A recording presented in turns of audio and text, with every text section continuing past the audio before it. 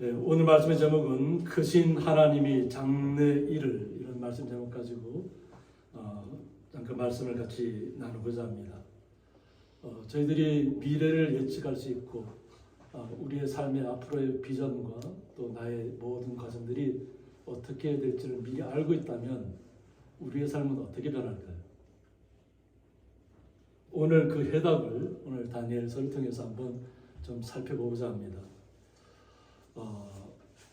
찬양에서도 이스라엘의 포로 생활을 이렇게 찬양으로 드렸지만 이스라엘 백성이 나라를 빼앗기고 포로로 다 잡혀가게 됩니다. 바벨론으로 포로 잡혀가고 또 왕과 귀족들도 젊은이들도 바벨론으로 포로로 잡혀가서 또 왕족과 함께 기이한 생활을 나누는 기이한 시간을 갖게 됩니다. 다니엘은 어떤 미래를 예언하는 하나님께 주신 예언서이기도 합니다. 예언서이기도 한데 이 느부갓네살 왕이 어느 날 꿈을 꾸면서 그 꿈 중에서 환상을 봤습니다. 환상을 봤는데 그 꿈이 너무나도 선명했다고 하는 거죠. 그러니까 어떤 면에서는 자신이 두려움에 빠진 거예요. 꿈은 꿈을 꾸긴 꾸고 그 꿈 중에 환상을 봤는데 그것이 자기가 말로 하기는 너무 감당하기 어려웠던 일이었던 것 같아요. 이 또 바벨론이라는 나라가 나중에는 동아법사들이 예수님을 향해서 오게 되잖아요. 나중에는 그것처럼 점술사도 있고 뭐 요술사도 있고 온갖 지혜를 다 갖고 있는 사람들이 오히려 보면 그 당시에 바벨론입니다. 그리고 뭐 이스라엘에서 뛰어난 인물들을 또 그렇게 지혜자들을 모았기 때문에 또 다니엘과 그 세 친구도 그곳에 가게 되는데 그 꿈을 자신이 부하들 어떤 모든 지혜자들은 다 모았다는 거죠. 바벨론에 있는 모든 지혜자들 다 모아서 내가 꿈을 꾸었다. 근데 꿈 중에 환상을 봤는데 너희들이 그 꿈을 나한테 보여주고 그것을 해석하라고 얘기합니다. 바벨론에 있는 모든 요술사, 점술사, 모든 지혜를 다 아우러서 가지고 있는 사람들이 그러면 왕께서 그 꿈을 이야기해 주시면 자신들이 해석하겠다고 얘기합니다. 그러니까 근데 오히려 왕은 거두절미하고 너희들이 내가 꾼 꿈을 이야기하라는 거예요. 이 가능한 일인가요? 내가 꾼 꿈도 깨어나면 내가 꾼 꿈이 어떤 꿈을 꿨는지도 자기 잊어버리는 경우가 많은데 선명하게 기억되는 꿈이 있고 나도 잊어버리는 꿈이 있는데 왕이 꾼 꿈을 어떻게 왕이 꿈을 꿨는지를 보이고 나서 해석하러 하는 거예요. 아무리 자신들이 많은 지식을 갖고 있고 지혜를 갖고 있다고 하지만 왕의 꿈속에 들어가 본 적 있나요? 이것은 불가능한 일이거든.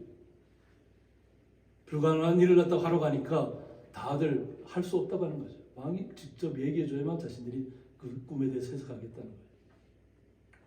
근데 느부갓네살 왕은 어떤 결단을 내렸냐면 모조리 다 죽이려는 거예요. 내가 꾼 꿈도 알아내지 못하는 사람들이 무슨 의미가 있냐는 거죠. 그러니까 모든 바벨론에 있는 모든 지혜자들은 다 죽이라는 거예요. 그래서 왕의 신하들 입장에서는 또 다리오도 그렇고 따라야 되잖아요. 그래서 다 나가서 이제 죽일 준비를 합니다. 다들 뭔가 자신이 알고 있고 점성술사가 됐든 뭐 천문학자가 됐든 뭐 지혜를 갖고 있다고 하는 사람들은 다 죽이라는 명령이 떨어졌으니까 다니엘과 그의 세 친구들도 마찬가지입니다. 왕궁의 지혜자로 불려와 있잖아요. 그리고 마찬가지로 와서 다니엘에게도 와서 아륙장로에 와서 죽이려고 합니다. 너희들은 다 죽어야 된다. 그러니까 다니엘이 그때 이야기합니다. 자신을 왕에게 데려가라 달라는 거죠. 그리고 왕이 왜 그렇게 급한 마음으로 이야기하냐는 거죠. 진정하고 나에게 시간을 달라는 거예요. 나에게 시간을 주면 내가 하나님 앞에 기도해서 하나님께서 당신이 꿈에 나타난 환상이 뭔지를 내가 그 꿈을 이야기하고 해석해 주겠다고 해요. 이 죽이는 순간들을 다 멈추라는 거예요. 다니엘은 그때는 아주 그냥 젊은 소년과 같은 청년입니다. 근데 담대하게 자신을 왕 앞에 나가게 해서 이 살육을 멈추라는 거예요. 이 가능한데 우리가 입장에서는 가능할까요? 모든 바벨론이 그 유명하다는 정동수 지혜자들은 다 할 수 없는 일인데 다니엘이 하나님 앞에 기도하고 하나님께서 어떤 꿈을 그에게 주었는지를 알아보겠다는 거예요. 그리고는 돌아와서 자신의 세 친구에게 사드락과 메삭 아벳느고에게 부탁합니다. 지금 이러한 일이 있으니까 우리 모두가 다 죽게 되었다. 그러나 내가 하나님 앞에 기도할 테니까 너희들도 같이 기도하라는 거죠. 나를 위해서 내가 하나님 앞에 기도할 테니까. 그러고 나서 다니엘이 하나님 앞에 기도합니다. 이루어졌을까요? 안 이루어졌을까요? 우리가 말씀에 아는 것처럼 하나님께서 다니엘에게 느부갓네살 왕이 꾸었던 꿈을 보여주고 해석까지 다니엘에게 지혜를 준다고 하는 겁니다. 그리고 나서 이제 다니엘이 왕 앞에 나가서 왕의 꿈을 이야기합니다. 왕이 꾼 꿈은 어떤 꿈이었냐면 이렇게 커다란 동상이 있다고 하는 거죠. 머리는 뭐로 되어 있다고요? 금으로 되어 있어요. 몸통은 뭐로? 은으로 되어 있어요. 그리고 허리서부터 여기까지 거기까지는 좀 동으로 되어 있습니다. 동으로 되어 있고 그 다리서부터까지는 다 철로 이루어졌다고, 쇠로 이루어졌다고. 그리고 발 부분은 철과 흙이 섞여서 있다는 겁니다. 그래서 이것을 저희들이 이렇게 신학자들이 이것을 해석한 것이 뭐냐면 그 당시에도 하나님께서 이런 것을 주셨지만 금은 바빌론 제국을 얘기합니다. 바빌론 제국. 그리고 은은 메사와 바사를 뜻합니다. 그러니까 메데와 페르시안 엠파이어라고 해서 메데와 바사, 우리 한국말은 메데와 바사라고 번역합니다. 제국이고 또 그 다음에 이거 동으로 된 데는 페르시안 제국을 얘기합니다. 그리고 까만 철로 된 부분은 로만 엠파이어에서 로마 제국 시대를 이야기합니다. 그리고 밑에 발 부분은 철과 흙이 섞였다고 했잖아요. 그 부분을 갖다가 홀리 로만 엠파이어라고 얘기합니다. 그래서 신학자들이 이것을 해석한 것입니다. 그래서 머리는 금, 바벨론 제국을 뜻하고 은은 메데와 바사를 뜻하고 그리고 동은 그리스, 페르시안 제국을 뜻하고 철은 로마 제국, 또 철과 진흙은 열국 시대를 얘기합니다. 그래서 저희들이 성경을 읽을 때 막 심취해서 막 불붙은 신앙이 들어갈 때 가장 조심해야 하는 부분들이 성경에 몇 군데가 있습니다. 그리고 마지막 하나님께서 산돌이 되어서 다 부서뜨린다는 거예요. 이것은 흉상이 서 있던 모든 금서부터 시작해서 철과 흙으로 섞인 모든 것들은 다 사라지게 된다는 얘기입니다. 그러고 나서 하나님의 나라가 예수님께서 오시는 메시아 시대가 도래한다는 겁니다. 이것을 신학자들이 이것을 갖다 내는데 아마 마지막 부분에 가서 많은 사람들이 혼동하는 시간이 찾아옵니다. 그것을 자기하고 대입시키는 거예요. 그러고서 나서 뭔가 자기가 무언가 우월한 사람이 된 것처럼 이단들이 그래서 나타나는 겁니다. 그래서 성경 말씀대로 읽고 주님께서는 이미 오셨잖아요. 이미. 오신 주님을 갖다가 자신이 그걸 대체하려고 해서는 안 된다고 하는 거죠. 그래서 오히려 이제 다니엘 7장에서는 금은 사자의 모습을 뜻하고 그리고 은은 곰, 메데와 바사를 뜻합니다. 그리고 동은 표범 같은 그만큼 이런 모습, 짐승과 같은 모습으로 핍박을 가할 것이라는 정복 시대를 이끌어갈 것이라는 겁니다. 그리고 철로 된 것은 무섭고 놀라운 짐승을 대표하고 또 철과 진흙으로 된 것은 열국 시대를 이야기합니다. 그래서 이제 많은 나라들이 각각 나타나는 것입니다. 어느 한 나라가 중심이 되는 것이 아니라 여러 나라들이 나타나서 각자 자기의 주관대로 주장대로 나타날 것을 얘기합니다.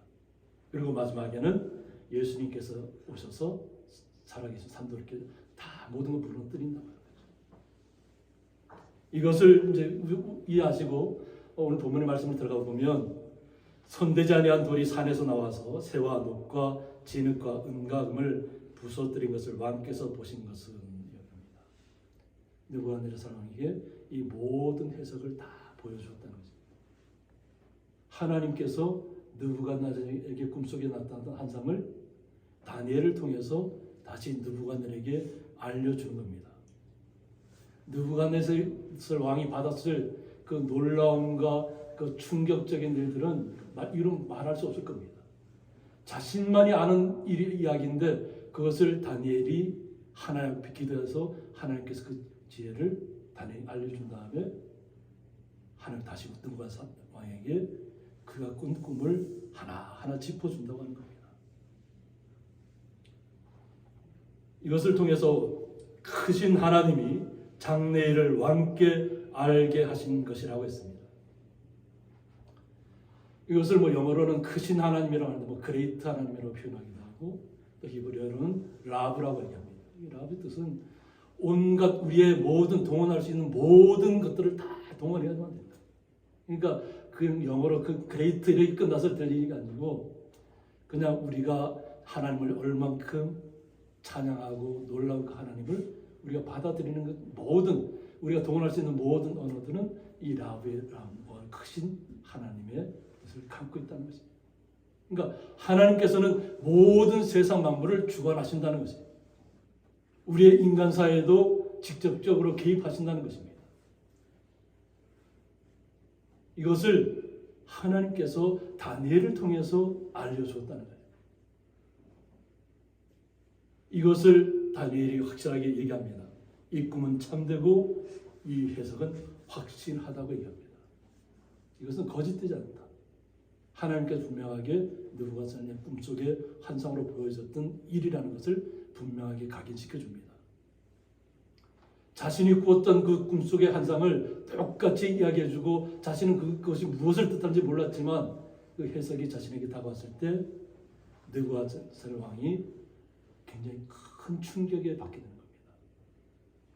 그러면서 이에 느부갓네살 왕이 엎드려 다니엘에게 절을 했다고 합니다. 바벨론 제국의 왕이잖아요. 느부갓네살 왕이 누구한테 엎드려 절했다고요? 다니엘이 엎드려 절했다. 얼마나 자신이 받았던 그 충격과 공포가 하나님의 놀라우심을 깨달았으면 자신이 부하잖아요. 자신이 그냥 지혜를 자신에게 전달해 달라고 세운 사람이잖아요. 그 사람한테 엎드려 아주 연소한 다니엘이 엎드려 절을 했다고 하는 겁니다.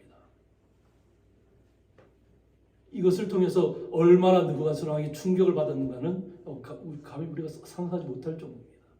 어떤 충격을 받으면 자신의 부하한테 엎드려 절을 하냐. 이건 체면이고 다 내려놓았다는 얘기잖아요. 자신이 갖고 있는 가치관은 아무 상관없고 오직 하나님이 어떤 분인 것을 다니엘을 통해서 알았다는 겁니다. 그리고 나서 명하여 예물과 향품을 가져오게 합니다. 이것은 동방 박사들이 예물과 향품을 주님께 와서 드린 것 같은 그런 의미가 같이 포함되어 있습니다. 그래서 예물과 향품은 미느와 베니혼이라고 해서 신에게 제사할 때 사용되던 제의용품들인데 다니엘이 느부갓네살 왕에게 마치 신처럼 경외스러운 존재로 대접받았음을 암시한다고 합니다. 그러니까 다니엘이 느부갓네살 왕에게 갑자기 신처럼 보였다는 거예요. 하나님이 다니엘에게 임했잖아요. 지혜가 임했으니까. 자신이 하나님을 직접 보지는 못했지만 다니엘을 통해서 하나님을 보았다는 거죠. 그러니까 온갖 보아를 가장 중요하고 좋은 것들을 와서 다니엘에게 주게 했다는 겁니다. 그러니까 자신이 큰 깨달음을 얻었잖아요. 하나님은 내가 꾼 꿈조차도 다니엘을 통해서 알게 하시고 앞으로 어떤 일들이 일어날 것을 다 알게 해주고 있잖아요. 그러니까 다니엘이 갑자기 신처럼 보이는 것이 이상하지 않다는 겁니다. 이것을 통해서 왕의 모습이 큰 깨달음을 얻었잖아요. 이 마지막 부분에서 제가 살펴볼 텐데 장래를 다 알았습니다. 그러면 그의 모습이 어떻게 변해야 될까요? 오직 하나님만을 신뢰하고 오직 주님만을 앙망했다면 정말로 역사에 남을 그런 왕이 됐을 것입니다. 47절에 왕이 대답하여 다니엘에게 이르되 너희 하나님은 참으로 모든 신들의 신이라고 얘기합니다. 다니엘이 섬기는 하나님은 모든 신들의 신이다. 바벨론은 어떤 나라예요? 우상의 나라예요. 우상의 나라. 자신들이 승리하고 제국을 이루는 것이 자신들이 섬기는 우상 때문에 그렇게 된다고 믿고 있는 사람들이에요. 그런데 자신이 주변에 있는 신들을 섬기는 그 모든 사람들이 아무것도 한마디도 꺼내지 못했던, 그냥 죽을 수밖에 없었던 그런 처지에 다 있었는데 다니엘 때문에 다 살아난 거죠. 그러니까 하나님은 모든 신들 중에 신들이라는 거죠. 그리고 모든 왕의 주제시라고 이야기됩니다. 그리고 내가 능히 이 은밀한 것을 나타내었으니 라고 했습니다. 하나님께서 다니엘을 통해서 나타났다고 하는 거죠. 그러니까 내 하나님은 또 은밀한 것을 나타내시는 이시라고 얘기해요. 그러니까 하나님은 모든 미래의 일까지 장래일까지도 다 내다보시는 하나님이시라는 것을 느부갓네살 왕이 고백하는 것입니다. 우리의 모든 것을 알고 계시는 분이 주님이시잖아요. 우리의 탄식 소리까지도, 신음 소리조차도 다 주님 앞에 성달되고 있다고 했잖아요. 성령 하나님을 통해서. 그러므로 이 느부갓네살 왕이 다니엘을 정말로 신처럼 당시 그 앞에 엎드려 절했으니까 얼마나 그가 다니엘을 극진하게 섬겼을까 하는 것을 알게 됩니다. 그래서 왕이 이에 다니엘을 높여 기이한 선물을 많이 주었다고 했습니다. 많이 주었고 그를 세워 바벨론 온 지방을 다스리게 했다고 합니다. 그 당시에 바벨론 제국을 다스리는 총리가 되었다는 겁니다. 하나님이 함께 하시면 다니엘이 그냥 지혜자로 불려간 것이잖아요. 포로로 잡혀갔는데 포로로 잡혀간 곳에서 하나님께서 그를 들어 쓰시는 거예요. 오히려 그 포로로 잡혀간 나라뿐만 아니라 바벨론이 소유한 모든 제국들을 다 다스릴 수 있는 권한을 하나님께서 다니엘 왕을 통해서 다니엘에게 이양하는 겁니다. 그리고 또 바벨론 모든 지혜자의 어른을 삼았다고 했습니다. 모든 지혜자의 어른. 아주 지금 다니엘은 연수합니다. 다니엘은 앞으로 나이 많이 들 때까지 고레스 왕리 시대까지 이렇게 가지만은 그 당시 총리로 임명될 때는 아주 연소했다고 해요. 그런데 모든 바벨론의 모든 지혜자들은 나이도 많고 바벨론 다니엘이 그냥 모습만 따져서는 비교할 수 없을 정도로 그들은 많은 것을 가지고 있고 높은 지혜에 있을 거라는 거죠. 그런데 그런 사람들의 지혜자로 세웠다. 모든 사람들 어른으로 됐다. 연수한 자를 들어서 바벨론의 모든 지혜자들을 섬기는 사람으로 삼아주셨다고 하는 겁니다. 이것처럼 다니엘이 어떻게 됐어요? 하나님께 함께 하시니까 오히려 느부갓네살에게 미래의 일을 알려주면서 다니엘을 높이고 다니엘을 통해서 제국을 다스리게 하는 영광을 누리게 합니다. 그리고 나서 왕이 또 다니엘의 요구대로 사드락과 메삭과 아벳느고를 세워 바벨론 지방의 일을 다스리게 하였고 다니엘은 왕궁에 있었다고 했습니다. 자, 이렇게 끝났으면 정말 느부갓네살 왕은 좋은 왕으로 이렇게 남았을 겁니다. 그런데 그가 정든 것 같다고 했잖아요. 왕을 금에 비유했습니다. 바벨론 느부갓네살 왕을. 자신이 세상 속에서 가장 큰 것 같은 적은 것 같은 왕이라는 거예요. 이제 착각에 빠지는 겁니다. 미래의 일을 알게 됐잖아요. 근데 그 미래의 일이 결국 알게 된 것이 자기를 겸손하게 처음에 한 모든 신들의 신이 하나님이라는 것을 고백했던 그 마음은 어느 순간 사라지고 자신이 세상 속에서 무언가 뚜렷하게 남으려면 업적을 무언가 드러내려고 했다는 겁니다.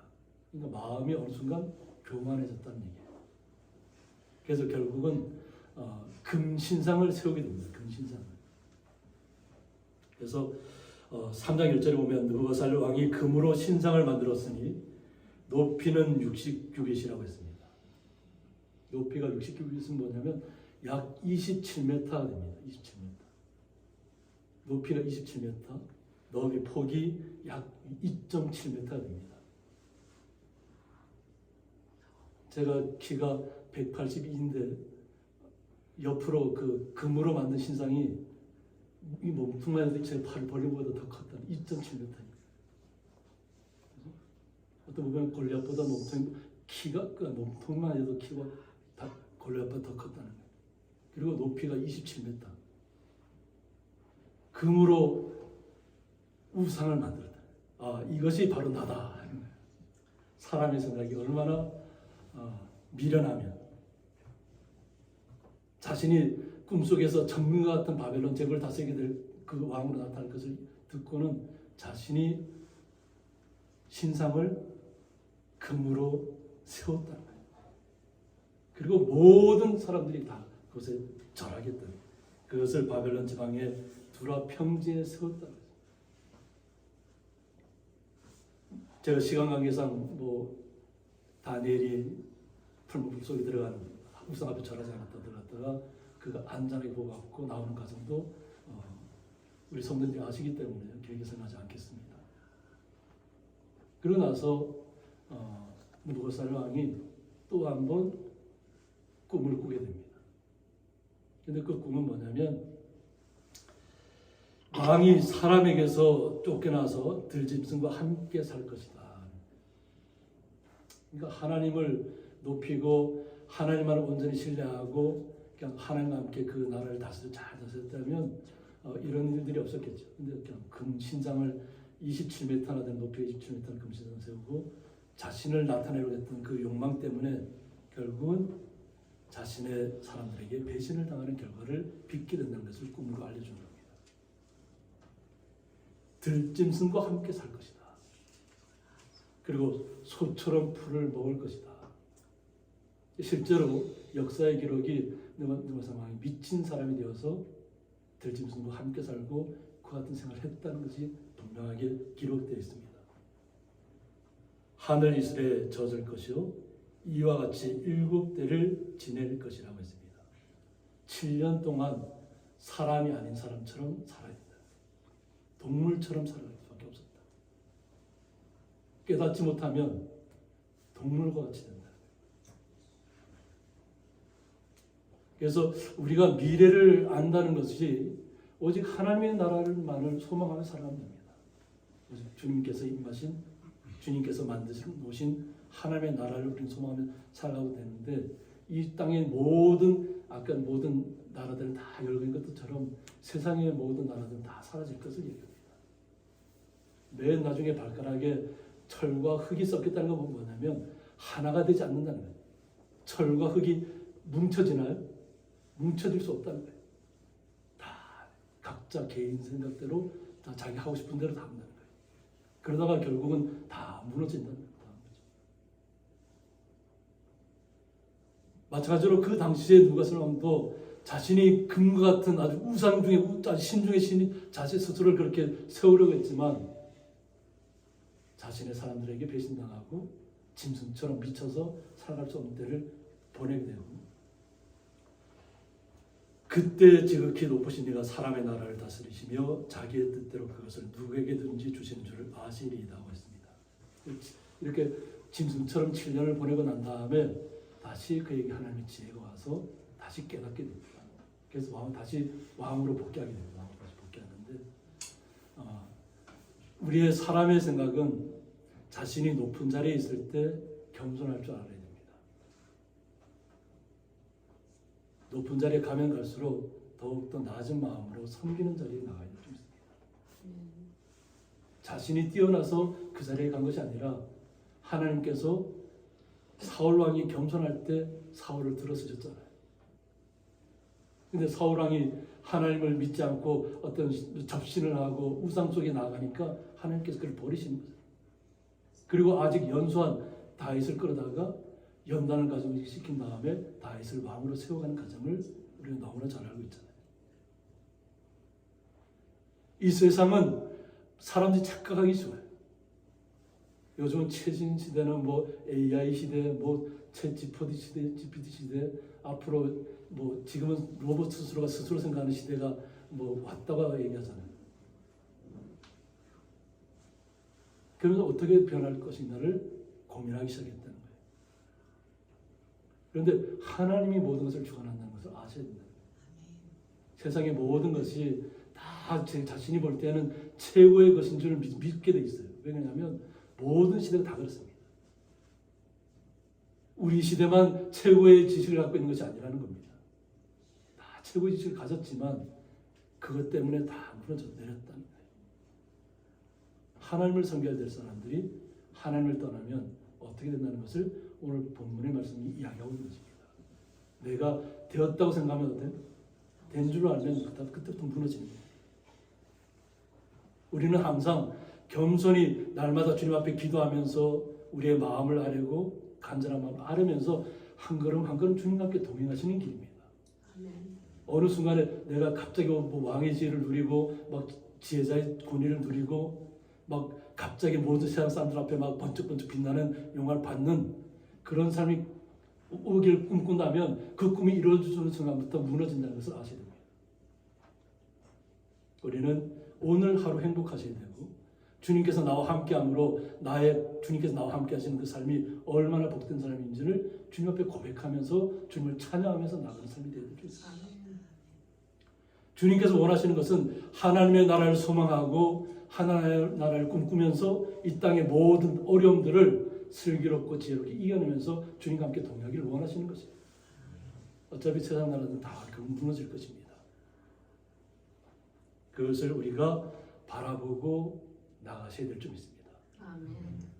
그럴 때 주님의 놀라우신 사랑이 우리의 삶을 이끌어 가실 점 있습니다. 아멘. 우리 성도님 한 분이 주님 앞에 가장 존귀하고 귀한 분인 줄 스스로 깨달으셔야 될 점 있습니다. 내가 뭐 이렇게 깡촌에 있다고 아주 산골 외딴 곳에 있다 해서 하나님 내 기도를 들어주지 않는 것이 아닙니다. 나의 간절한 마음이 언제든지 하나님 앞에 올라간다는 것을 잊지 마시기 바랍니다. 이거 주님께서 주시는 지혜로 날마다 미래에 내가 어떤 크고 놀라운 일을 행하는 것을 꿈꾸는 것이 아니라 오늘 이 순간, 지금 이 순간 주님과 함께 감사하며 즐거워하며 기뻐하며 그 모든 고단을 모든 질고를 주님께 다 책임져 주시고 맡아주실 것입니다. 내가 겪는 것 같지만 주님이 나와 함께 하셔서 모든 이 땅의 어려움들을 다 함께 주님께서 이겨나가게 하실 줄 믿습니다. 아멘. 우리가 감당하지 못할 시험은 우리에게 허락하지 않는다고 했습니다. 오직 주님의 사랑만 의지하시고 크고 높은 일을 바라보는 것이 아니라 오직 주님과 함께 날마다 기도하며 찬양하며 날마다 기쁨 가운데 걸어가시기를 주님의 이름으로 축원드립니다. 기도하겠습니다. 크신 하나님이 장래일이라는 말씀을 통해서 하나님이 어떤 분이신 것을 저희들이 작게나마 깨달았습니다.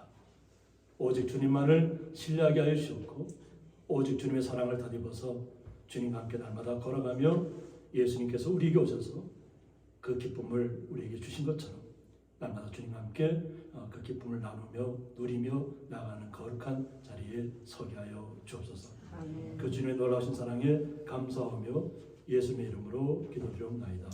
아멘.